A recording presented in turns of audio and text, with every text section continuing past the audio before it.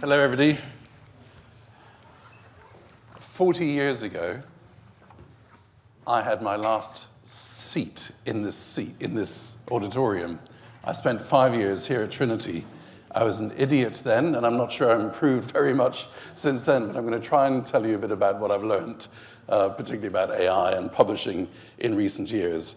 So I wear a number of different hats. I'm the founder and CEO of an applied AI company. We produce autonomous advertising for books.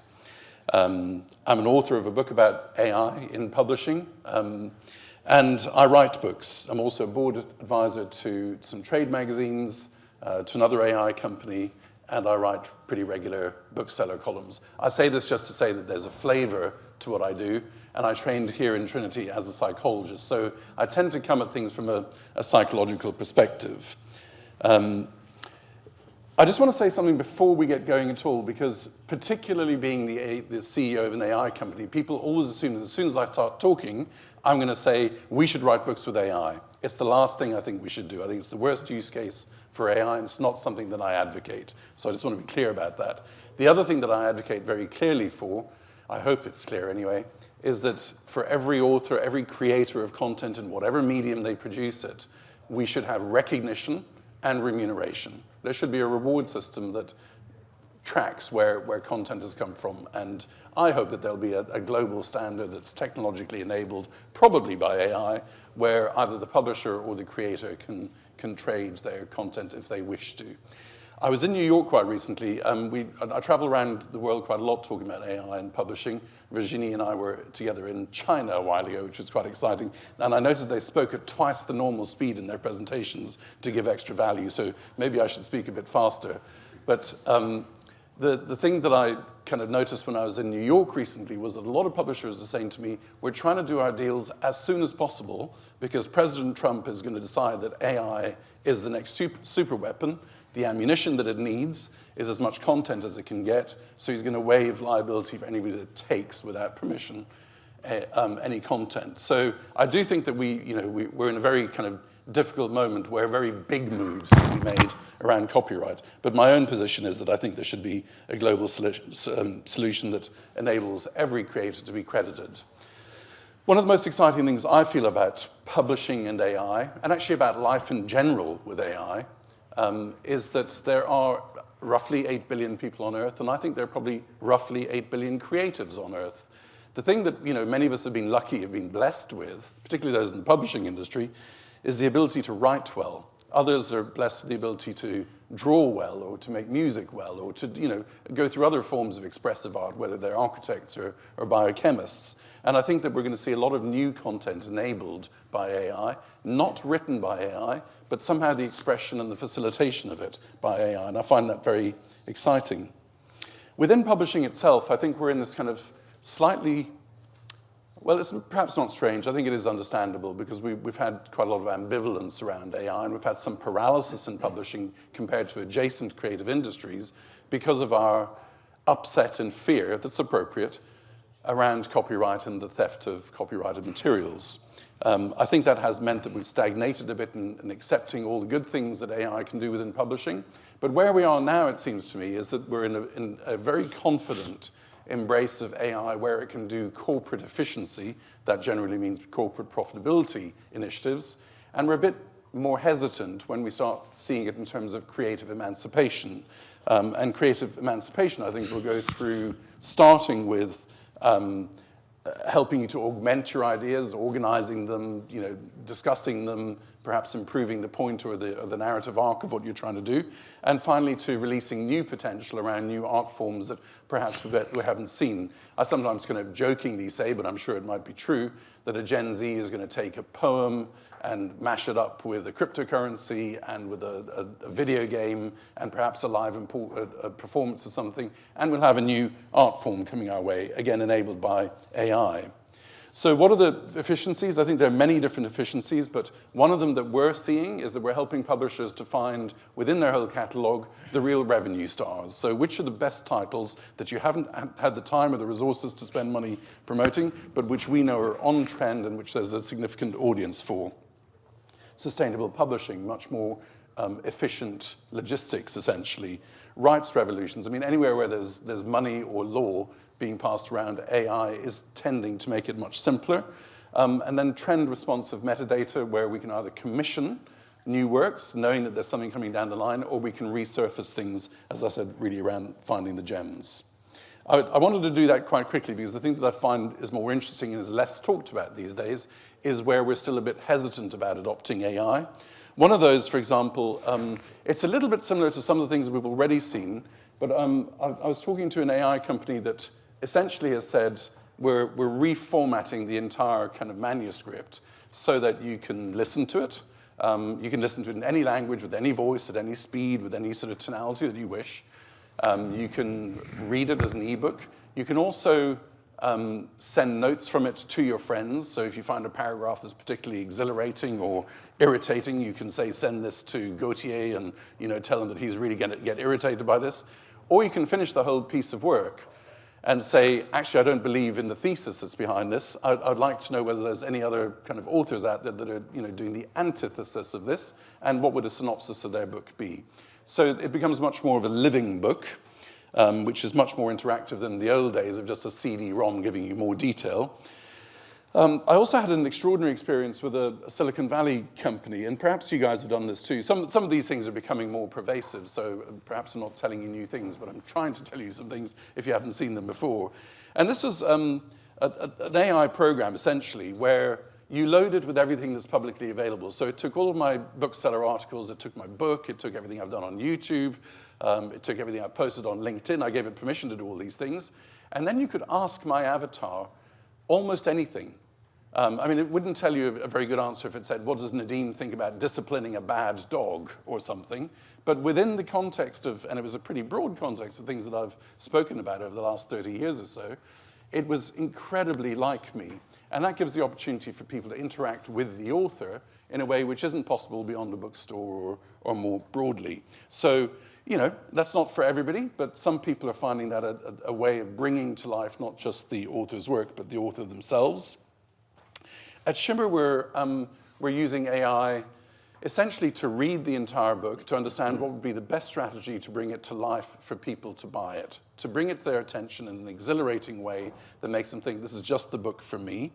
And it's really you probably heard about agents, and what we operate as an agentic framework, where one agent decides what the best-selling strategy is for the book, having read the entire book. And it is, as Lars and others were saying, entirely hermetically sealed. It isn't used to train the LLMs. We get permission from the publishers and the authors to use their work, and it's taken out of the system after we've done our work with it. But essentially, that strategy agent says, this is the best way to bring this book to the public's attention. It then commissions another machine to create advertising assets, to produce a campaign, and then that says to the third agent, go and find these on Meta, on Pinterest, on Reddit, on Facebook, on Google and elsewhere. So it's a whole agentic framework, which means that you've got publishers getting new revenues, hands-free, without creating new workflows. All they need to do is to send us the EPUB. And of course, we would want the best EPUBs, as we've heard today. But we take EPUBs in whatever form, and we then generate these campaigns and produce revenue. So that's an interaction between AI and publishing. I also use AI as an author. And funnily enough, when I started just talking about this as anecdotes in a couple of talks, people said, tell us more about that. That's actually more interesting. So, when you write books or produce anything, I suppose, creatively, you conceptualize it first. And you might sort of wonder whether this is a new idea, whether it's similar to something else, or whether there's a flaw in it, or whether there's something, that appeals to adults or to youngsters, or whether it's somehow female biased, or whatever it is that you're kind of wondering about. You can kind of work through what your conceptualization is by just talking to AI. Another one is researching it. So I've written a children's book, and one of the stories, a cobra comes out of a drain and bites a dog. I didn't want the dog to die, but I didn't know how to talk about the venom properly going through the animal. So I talked to AI and I said, what exactly happens when a cobra bites a dog? So I can be realistic here and authentic. And it told me what the facts were, and that allowed me to write the story much better. When I write my bookseller columns, I normally write a first version. I think it's okay. I sleep on it. Second version, I think, yeah, that's good enough. And I used to be lazy and just send that to my editor. What I now do is I take the V2 and I give it to AI, and I say, could you tell me where I'm being foolish here, or where there's a fault in the narrative arc, or where there's a logical problem? And nearly always it improves. It's kind of irritating how good it is at telling me how bad I am. But it improves the column, I hope, every month. I also had the real privilege of being edited in a manuscript, a collection of 10 children's stories by the editor-in-chief of one of the major publishing houses. And after we'd done the work together, and she was collaborative and helpful, and she was emotionally careful with me, and she was sensitive in her feedback, and all the great things that editors are, she said, you would have been much better giving this to an AI editor. And I said, come off it, you're joking, it's stupid, where's the humanity? This doesn't work. And she gave me a free access to a platform called Editrix, and it was amazing. There are 10 stories in this collection. This is just an illustration of how it worked. So you're probably thinking, yeah, it found the commas that were wrong, or it told you that you left out sentences or something. What it actually did was it said, having read the 10 stories, I can see that you don't have a colonialist agenda. But in story number 3, when the little boy goes and has a fight with the boy in the village, it can seem like he came out from his big house up the hill and fought with a local village boy, and it's demeaning of the village. You might want to rethink that particular vignette in your book. And I thought, that is so subtle. I would never have expected something like that. So again, the author remains in control, but AI is really assisting them.